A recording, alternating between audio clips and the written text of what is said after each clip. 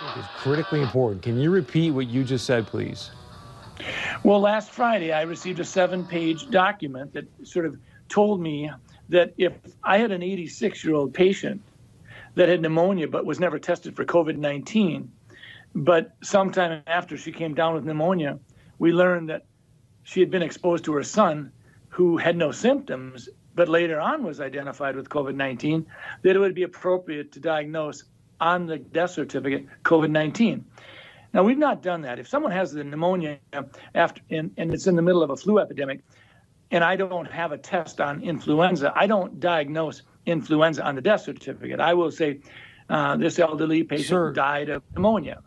I don't mean to interrupt you, but my heart is sinking right now as you're telling me this. You're a doctor.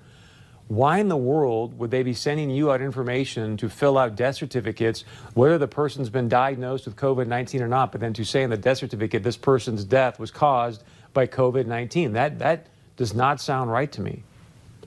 I went to the person in our office who does most of the death certificates over the last 10, 20 years, and I said, does this sound right? I had her look at the documents that I'd printed off, and she said, well, we've always been told that you always put down just facts. You don't put down any probabilities. You don't put any presumptions down. It's just what you know. And so this is concerning. And it actually gets to your point, Chris. When we start talking about the data that goes into the modeling, we have to ask ourselves a question. Are we being forthright? Are we sharing with the public?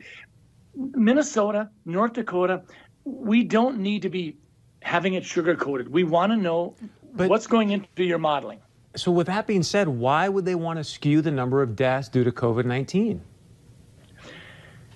Well, fear is a great way to control people. And I worry about that. I worry that sometimes we're so darn interested in just jazzing up the fear factor